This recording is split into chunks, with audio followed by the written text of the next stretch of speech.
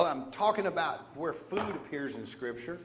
So we had one reading earlier, then this one comes up, and it's kind of like food, I guess. It's fruit of the vine. So food and drink, wine. And with this text today, I really struggled all week long how to start the sermon because I knew what I wanted to do, but I didn't want to do it. It's just so cheesy. But that's what you pay me for. So here we go. You've heard this joke before, right?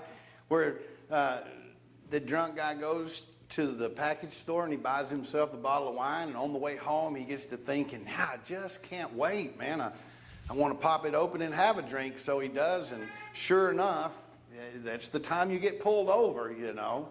And so the officer approaches the car and he says, what you got there in that bag? And he says, I got a bottle of water in here. And the officer says, water, let me see. And he takes a little taste. He says, that's not water, that's wine. And the guy says, well, hallelujah, he's done it again. Oh, don't laugh. You've heard it. It's corny. That's not as good, though, as the one about the two nuns who had a flat tire and they ran out of gas. The two nuns who ran out of gas, and they didn't have a gas can, but they had a bedpan in the car with them. And so they're standing on the side of the road pouring gas out of a bedpan into the car when the same drunk drives by and says, sisters, that's faith right there, let me tell you. Woo! Bailed the first joke out with the second one, didn't I? Didn't think I'd tell that one either, did you? There's a great concert by Larry Norman. Y'all remember Larry Norman? I have to throw one song title in today since we did an Eagles piece. Is Why Should the Devil Have All the Good Music? Esteban knows Larry Norman well. And so there's a great concert of Larry Norman. Toward the end of his life, I think it's somewhere abroad, but he's in sort of a coffee house, and he's sitting there singing songs with his acoustic, and he's drinking water. And he's looking at the bottle, and he's going, purified water, made from water from the Swiss Alps, bottled in France. He says, how does this work? Water runs down the Swiss Alps into some guy's backyard in France where he bottles it up and sends it to America, and then he says, Evian. Isn't it interesting that Evian spelled backwards is naive? I don't see Evian water anymore, do you? Maybe Larry Norman put them out of business. I have no idea. But I drink bottled water. How about you? And I'm wondering, how'd we get there? You know, the old folks used to say, paying for water? Come on. Well, you're paying for it at the tap, right? But the idea that we'd go to the store and pay money for something in a bottle that we could draw out of the tap. So I got to thinking, how'd this happen? How did we get to where we would rather pay $1 for a bottle of water than get a glass out of the tap, or buy a bottle for $1 at a sporting goods store and then refill it everywhere you go, right? And I think it happened in the 60s. I really do. I think because after the 60s, we didn't trust the government anymore, right? I mean, before that, we were signing up and doing whatever we needed to do, but all of a sudden, we start asking questions and uncovering some shady information, and we don't trust the government. So therefore, we don't trust the water that comes out of our tap. I mean, who's going to drink that, right? And besides that, if you can get $1 for one of these, have you noticed there are no public drinking fountains to refill your refillable bottle at anymore? I mean, when you go place to place, you better have your own purified water. It looks pure. How you like my name? Purified. It looks pure. It looks good. But we drink it. So what we're talking about is mistrust and suspicion, or bad juju. And we got it all right here in this bottle. It's all the mistrust and bad juju is somewhere else, because all I got in here is pure water, good stuff to drink, right? There is, according to National Geographic, and I think it's probably still happening today, there's a ritual in one of the religions in Japan, in the village, where once a year they select one of their shaman, one of their priests, one of their holy men, to be the holy man for that year.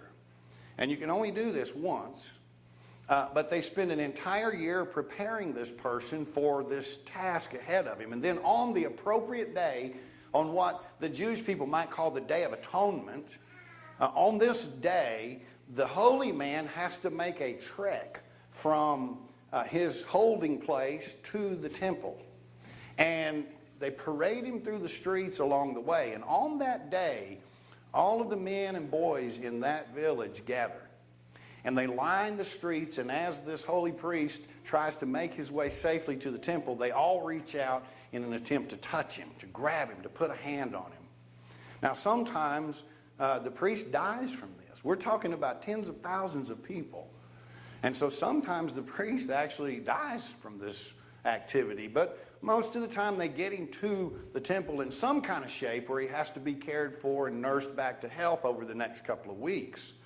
And the idea here is that if you come out, or if the male representatives from your family come out and they touch this holy man as he makes this trek, what they're doing is they're putting all the bad juju, that's my word. That's not a Buddhist word. Don't put that on them. Just put it on me. They put all their sin. They put all their misfortune. They put all that bad juju into this one man by simply touching him. But it's not over there. After this priest is nursed back to health, then he takes part in baking this giant rice cake, okay?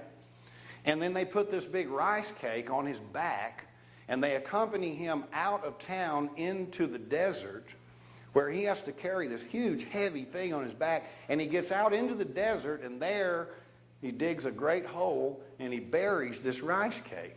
And the thinking here is that as he's walking with this giant rice cake on his back, all that bad juju that everybody put in him is lifted out of him and drawn into the rice cake, where it is taken out into the wilderness and buried. And so it is, if this happens successfully, for the next year, you and your family can expect health and prosperity. Make sense? Makes perfect sense, doesn't it? Yeah, rice cakes makes perfect sense. What we have today in this reading from this wedding feast at Canaan is we have stone jars full of bad juju. Are you with me? It says, for one thing, I think when we read this story, we are so wrapped up in miracles and great things that happen. I don't know how we got here, but here we are, that we don't read anything in the story except Jesus was so powerful and so charismatic and so gifted and so much God that he could wave his hands over water and it would turn into wine instantly without the time it takes to ferment fruit. Jesus was able to just turn big jars of water into wine in an instant at this party. Well, that leaves a lot of explanation. I've heard this text preached, and I've preached it a few times. It leaves a lot of explanation, especially in a teetotaler world. How do we explain this? But I think we've missed a word. We've missed the word in the middle of this text. The word is purification. And that has more to do with what's happening in this text than the magic trick or the miracle of turning water into wine. What we have here are 6 stone jars full of bad juju. Not purified water, but water used for purification. Now, I don't know how that happens. I don't know if they come along and dump the dishes inside these pots, or if they stick their hands in there, or if they draw water out. I'm not sure.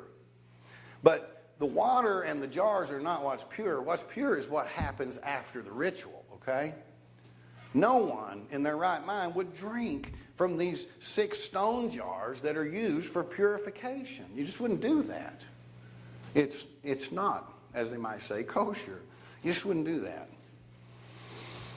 When I was checking out this word, purification, it's not really there. The word's clean. And the Hebrew language and the Aramaic language is sort of pictorial anyway. So it doesn't really concern itself with the order of the words, the verbs, the nouns, the adverbs. It simply makes a statement, and you piece the words together and come up with a picture in your mind. These are jars that are used for making things clean and unclean. These are jars that that are used to bring people into the in crowd or determine that they're in the out crowd. These jars are full of the bad juju that's in the rice cake. And what you ought to do with these jars is take them out back to the latrine and pour all that water out. But in this text, Jesus says, pour it out and drink it.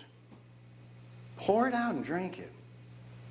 In other words, instead of taking all that bad juju and putting it on one person or one group of people and putting them on the outside, Jesus says, hey, let's set the table. Let's all sit down and let's all take our part of this. One little cup at a time. Now that's an odd way to deal with mistrust. That's an odd way to deal with suspicion. That's an odd way to deal with sin and with bad juju, because some things are clean and some things are unclean, and that's clear in the Jewish heritage. You can find it in the purity codes. But yet this is Jesus' remedy. It doesn't work for Jesus very well. At one point, Jesus will become more like the holy man in the Buddhist ceremony. At one point, all of the sins and all of the violence of the people will be put into Jesus. And then Jesus will be sacrificed. Common practice in that day, and still probably more common than we care to admit today. It's a lot more comforting to send all that bad stuff somewhere else and let someone else deal with it than to say we might all sit down and share a cup of this misfortune and mistrust with one another. Jesus becomes like the scapegoat. The scapegoat in Hebrew religion works just like the rice cake dude over there in Japan. Are you with me?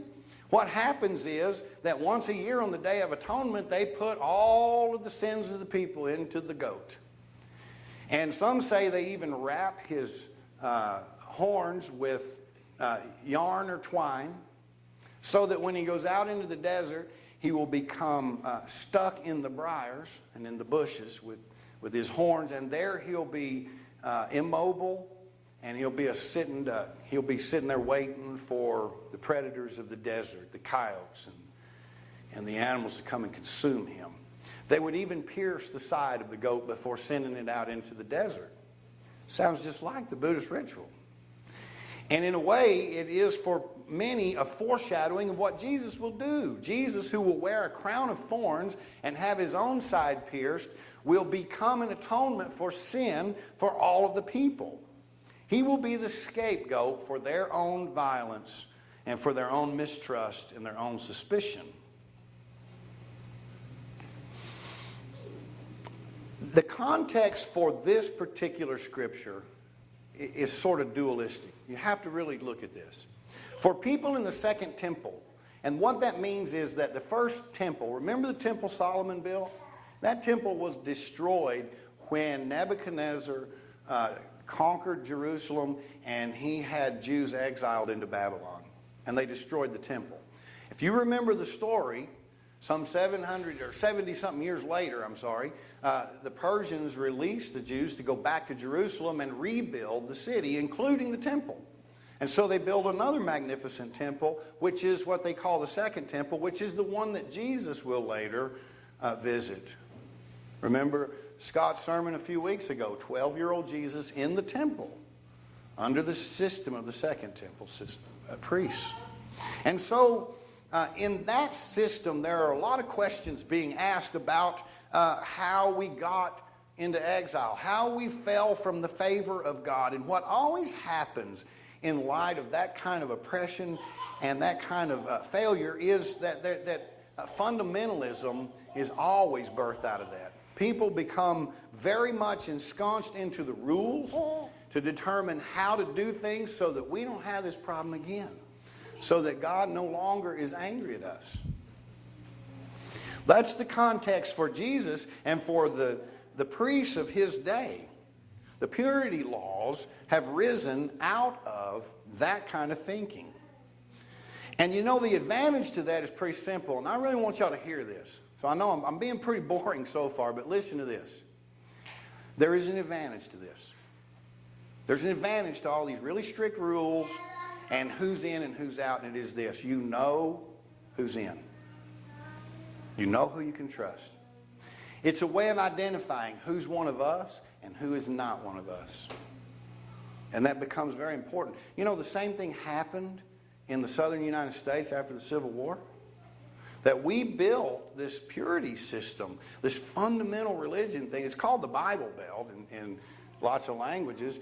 And it's all about who's in and who's out. And it was very important because at the time we needed to know who's in, who's one of us, and who's not one of us. Jesus doesn't bow to the fear of that. Because who is on the outside is always, are you listening? Who is on the outside is always the scapegoat.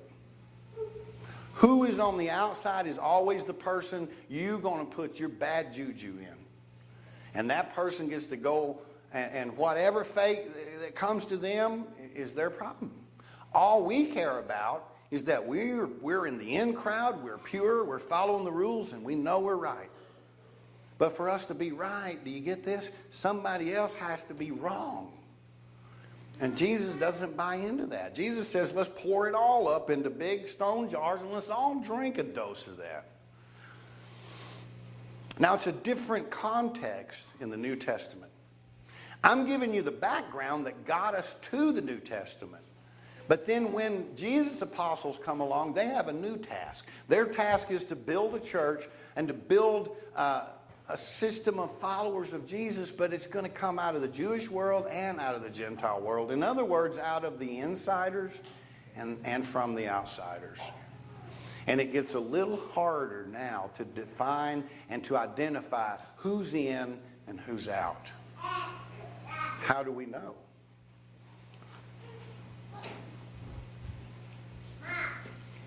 You know, when we attended Rites of Passage with Richard Rohr, he did something very uncharacteristic for a Catholic priest. On the last day of the Rites of Passage, there's a Eucharist service. There's a communion service, a table like we set.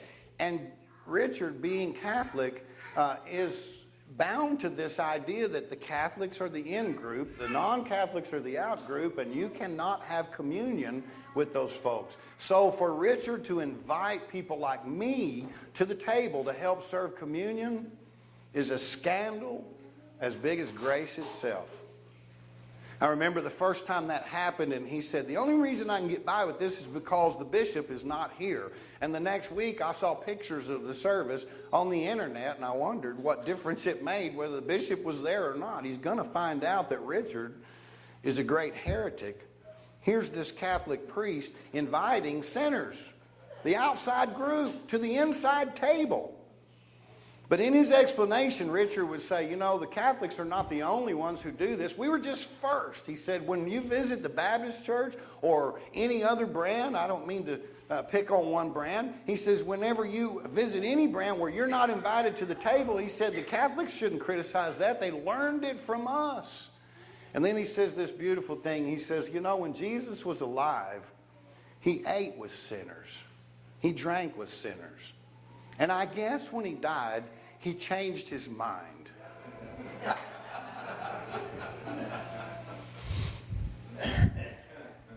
We practice an open table in the Disciples of Christ. It was something that was very important to our founders. It was a passion of theirs. They denounced their own affiliation with in-groups and became part of the outsiders in order to make this point, how important it is that this table remain open to all people, not to just the folks who think like us, look like us, gather with us. We don't even get to decide what the qualifier is anymore to come to this table. If you feel called by Christ, you're welcome here. But what do you do with the rest of this?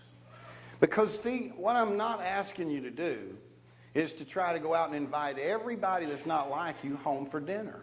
That may not work out so well. But on this idea of who's in and who's out, who's right and who's wrong, maybe it's time for us to do some more internal work. You see, whatever it is that bothers us about someone else or something else is exactly what troubles us about ourselves.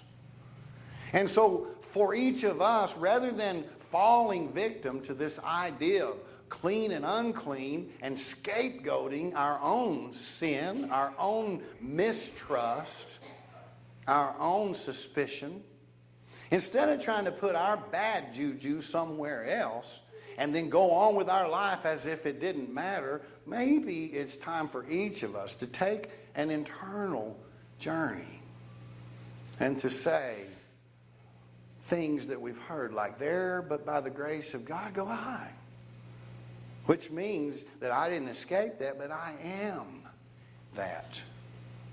That we could finally hold sacred space for one another without labeling and deciding who's in and who's out. She doesn't have a problem with that. You realize that? Everybody's on the in group for her. As she'll get older, she'll learn who to trust and not to trust. But today, maybe that's the best example. This interruption of a child continuing to jump up here in my arms is a way of saying that let's erase the lines that separate us. And like little children, let's learn again to come to the table of Christ. Never call anything unclean that God has called clean. Will you pray with me?